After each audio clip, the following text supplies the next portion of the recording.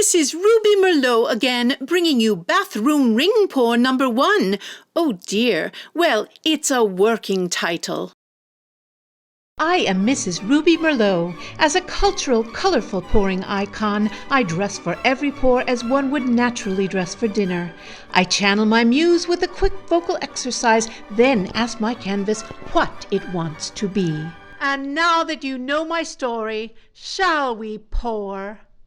My designer wine glass overflowing with glorious colors waiting to be spilled out. As usual, I ask my canvas what it wants to be, although this time I am not sure it responded. Take a good look at all those lovely colors, as it is the last time you will see many of them in this video. My expensive cup truly runneth over, and alas, the amount of paint is excessive for my 12 by 12 inch canvas, as much of it will be poured off during the tilting process. Sometimes less unequivocally is more, as they say, or at least just right. All discombobulated today, I neglected to begin with my quick vocal exercise, so I shall do it now. Ring, pour, ring, pour, ring, pour, ring, pour, ring. Did you hear it? If you say or sing ring pour several times quickly, you end up saying pouring. Isn't that amazing? A fellow YouTube paint pourer, Ms. Sarah Mack, always inspires me with her work. She is the queen of the ring, I say, so I always try to channel her when I attempt a ring pour of my own. Sadly, that channel's connection for me is usually disconnected. As I complete the pour itself, my heart leaps at the sight of a semi-perfect set of angel wings that Ms. Mack so successfully creates. But quickly I realize that with all that extra paint, the wings will no doubt be destroyed in the tilting. So do as I say, not as I do. A quick torch to encourage sales, and then begins the tilt.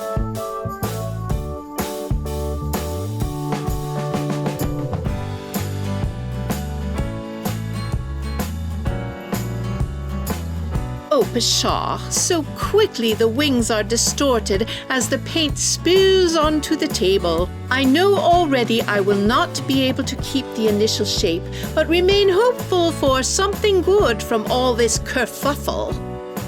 I must correct my inappropriate title announcement back at the beginning. This is not Bathroom Ring Pour number 1, but the working title simply indicated I plan to hang it and its mate, currently Bathroom Ring Pour number 2, in my guest bath. I do not have bathroom rings. I have a maid. Perhaps by the end of this episode, a new moniker will have popped into my head. Speaking of bathroom rings, while powdering her nose or something, Sylvia's 5-carat diamond ring slipped off her finger and into the commode at a recent fete to raise contributions to eradicate that nasty chewing habit, a plague with which the young people in particular grapple. Our new charity, Overcome Chewing Gum, is still in its infancy, but contributions from our little party greatly increased its coffers. But I digress. Back to Sylvia.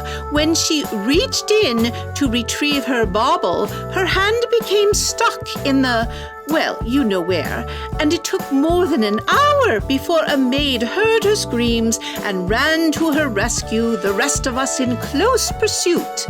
There she was, on her knees, torso draped over the commode, in cold water up to her elbow, and flushed with embarrassment. She never recovered her ring or her dignity.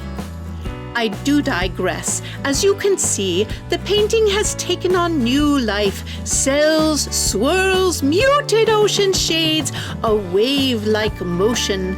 I believe I shall call it Tidal Pool. I make sure to touch up the corners with my palette knife and to scrape the bottom canvas edges.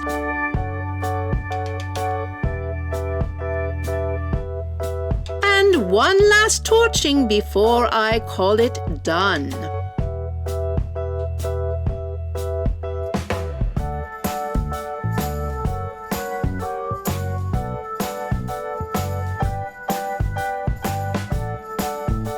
Here are the close-ups.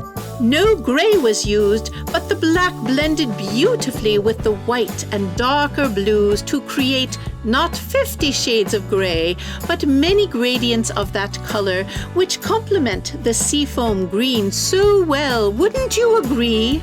The fluidity of the composition, along with the cells, creates a lovely patch of the sea. You can almost hear the waves lapping at the shore.